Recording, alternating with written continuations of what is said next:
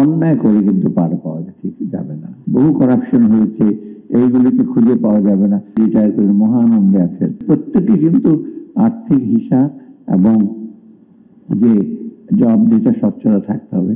আমি শেষ করে একটা, যে আমাদের দেশে একটা বিষয় কি, যেহেতু স্বচ্ছতা জবাবদিহিতা থাকে না আমাদের দেশে, তখন হয় অন্যায় করে কিন্তু অনেকে পার পেয়ে যায়। আমি তো রিসেন্টলি দেখছি যে অনেক অন্যায় হতে কার সময়, এখন ধরুন একটা প্রতিষ্ঠানের ডাইরেক্টর জেনারেল, এটা আমার সময় তো হয় নাই, ওটা উনি করে গেছেন। আরে উনি করে গেছেন, উনি ছাড় পেয়েছেন, যা হোক দুঃখজনক। এখন আপনাকে তো এটা ওন করতে হবে। এইভাবে করে করলে বাংলাদেশের বহু অন্যায়, বহু ইরেগুলারিটিস গুলো দিন দিন কি বলে আমরা যেটাকে কি কন্ডন করতে হবে, বলে না কন্ডন, অথবা সেটাকে মাফ করে দিতে হবে, কিন্তু সেটা কিন্তু দেশের জনগণের জন্য ক্ষতিকারক।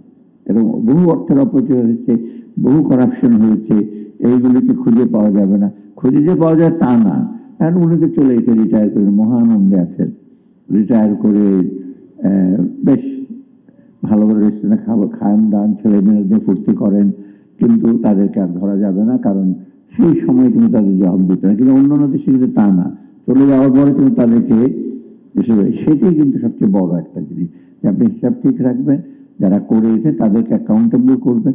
আমরা অবশ্য এখন চেষ্টা করছি কিছুটা, পুরনো যারা ছিল, যারা কিছু করে ঠরে গেছে, কট্টক আমরা সফল হবে জানি না, আমরা তো আসছি কিছুদিনের জন্য, কিছু কষ্ট মাসের জন্য, তো চেষ্টা করবো একটা মেসেজ দিতে। মেসেজটা বাংলাটাকে মাঝে একটা দিতে, যে অন্যায় করে কিন্তু পার পাওয়া ঠিক যাবে না। যেটাই অন্যায় করেন আপনার যথাযথ শাস্তি দিতে হবে, আর শাস্তিটা একেবারে অ্যাডহক ভাবে না, যথাযথ প্রক্রিয়ার মাধ্যমে এটা নিশ্চিত হবে, যাতে অন্যরা যেন সেটা না করে।